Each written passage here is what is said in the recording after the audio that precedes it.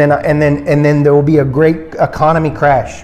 Yeah. I saw they had a great economy plan, a crash, worse than the Great Depression. And Pinakamatinding krisis sa ekonomiya, mararanasan di umano ng US, ayon kay Pastor Brandon Briggs, ang lalaking nakahula sa nabigong assassination kay Donald Trump.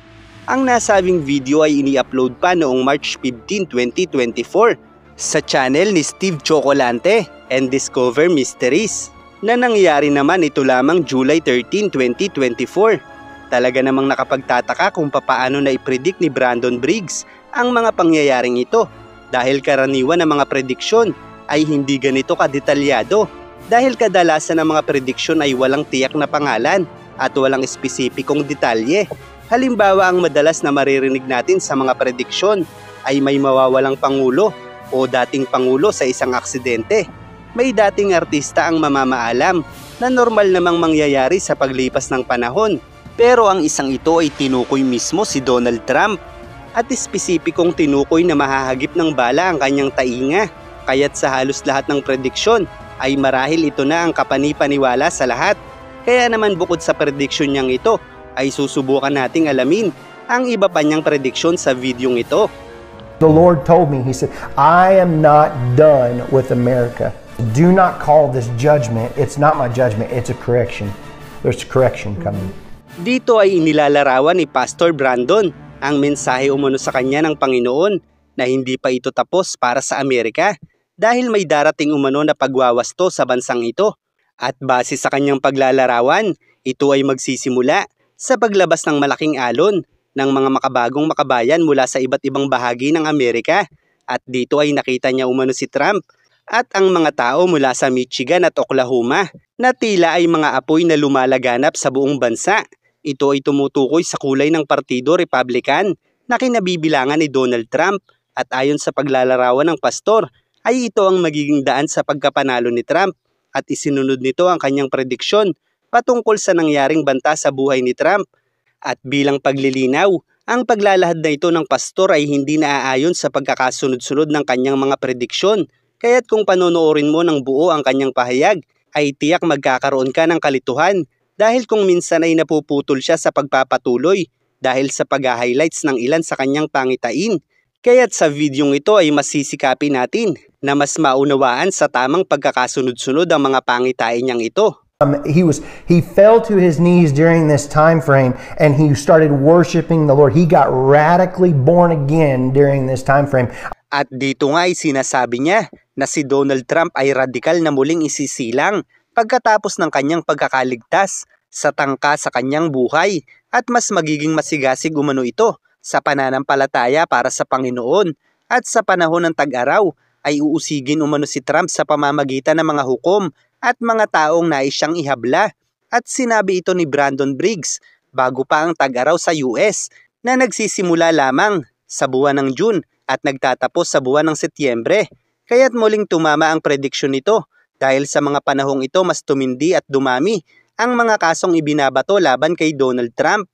Subalit ayon kay Brandon, ang mga ito ay mahihinto at tuluyang makakalaya sa pagpasok ng taglagas na magsisimula naman sa buwan ng Setyembre sa US.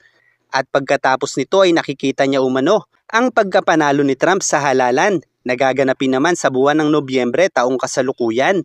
At pagkatapos naman ito ay nakikita niya umano ang isang malaking pagbagsak ng ekonomiya na mas matindi pa sa nangyaring Great Depression na nagsimula noong 1929. Ang Great Depression noong 1929 ay nangyari dahil sa pagbagsak ng stock market sa Estados Unidos. Ito ay nagdulot ng malubhang pagbagsak ng ekonomiya na nagresulta sa mataas na antas ng kawalan ng trabaho, pagbagsak ng halaga ng pera, at malawakang kahirapan. Ang mga pangunahing dahilan nito ay ang sobrang pagpapautang, pagbagsak ng mga presyo ng mga produkto, at pagkawala ng tiwala ng mamimili at negosyante sa ekonomiya. Gayunpaman ayon sa pastor ay magkakaroon ng tila isang malakas na pagyanig sa lupa, nagigising sa bansang ito. At nakita niya rin umano si Trump sa Oval Office ng White House na nakaluhod habang umiiyak at nagdarasal habang ang ilang mga opisyal ay naglalakad umano pabalik-balik sa loob ng office kasama ni Trump. At base sa paglalarawang ito ay tila nga may nangyayaring malawakang kaguluhan sa loob ng bansa na tila habang nababalisa ang mga opisyal kung papaano ito mapahihinto, ay nagdarasal naman si Trump para sa isang tulong mula sa Panginoon. At sa sumunod na pahayag ng pastor ay nakita niya umano na ang bigat na dala ng matinding krisis na ito sa kanilang ekonomiya ay unti-unting umangat na naglalarawan sa unti-unting pagkakaresolba ng krisis na ito. At sinabi nito na muling babalik ang magagandang bagay gaya ng Green Times na tumutukoy sa maluluwag at mapayapang mga kalsada na nangangahulugan na nilinis nito ang matinding trapiko dahil sa kaguluhan na tila inilalarawan nito. At dito ay pinaliwanag niya na sinabi ng Panginoon na magkakaroon ng panahon ng pagyanig at ang pagyanig na ito ang gigising sa lahat at magkakaroon ng pagbabalik loob at hindi ito nangangahulugan ng palaging kadiliman at kapahamakan gaya ng pagbagsak ng langit na itinuturing ng mga tao na panahon ng paghuhukom dahil ayon umano sa Panginoon, ito ay hindi ang kanyang paghuhukom dahil ito ay isa lamang pagwawasto. At base sa aking sariling interpretasyon sa kabuuan ng kanyang pahayag ay magsisimula ang pagwawasto sa pagsuporta ng mamamayan ng US kay Donald Trump na magiging daan sa pagkapanalo nito sa halalan. Subalit dahil sa paparating na matinding krisis na mas matindi pa sa Great Depression ay magkakaroon ng matinding kaguluhan na kumakatawan sa mga mamamayan mismo ng US dahil sa labis na kahirapang ito na magdudulot ng kadiliman dahil sa pagkawasak ng napakaraming infrastruktura sa bansang ito. At dahil nga mismong mamamayan ito ang nagkakagulo sa buong bansa, ay walang magawa ang Pangulo kundi ipagdasal na matapos na ang kaguluhang ito. Ito ang pagyanig sa lupa ng bansa na sinasabi ng pastor na yayanig sa buong bansa, nagigising sa mga tao upang iwasto ang mga pagkakamali nito na unti-unti namang magbibigay ng bagong kaliwanagan at kapayapaan sa bansang ito. The Lord told me, He said, I am not done with America. Amen. He said, there's going to be a new wave of patriotism coming out. And that's whenever I saw Trump and I saw a red wave coming out of Michigan. And then I saw Oklahoma and there was embers of people and they were all on they had torches all throughout Oklahoma and they were raising up these torches that looked like fire. And they were bringing forth a new patriotism upon the nation. And it was being birthed and it just kept spreading like fire all throughout America, all throughout. And I saw Trump rising up. And then I saw an attempt on his life. This bullet flew by his ear and it came so close to his head that it busted his eardrum. And I saw he fell to his knees during this time frame and he started worshiping the Lord. He got radically born again during this time frame. I'm talking, people say he's saved now, but he becomes really on fire for Jesus, for what I saw coming. And then I saw people interceding when I saw him winning the presidency through great.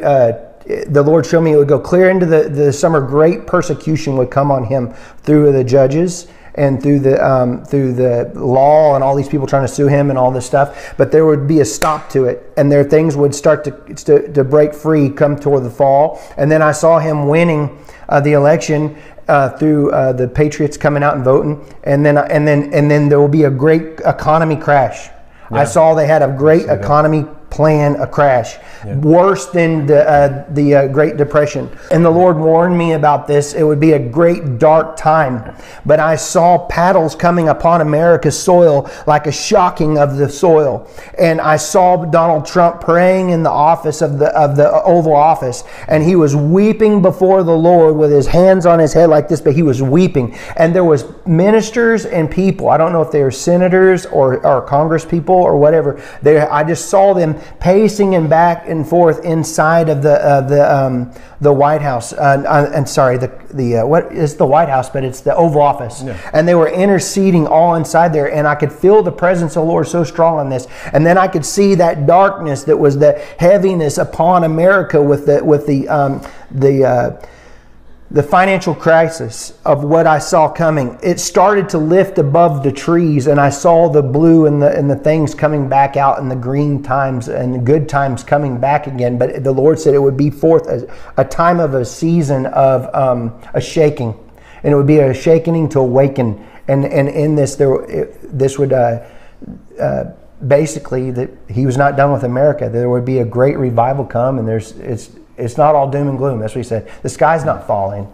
There's a time of it's like people would say, this is judgment, and the Lord said, do not call this judgment. It's not my judgment. It's a correction. There's correction coming.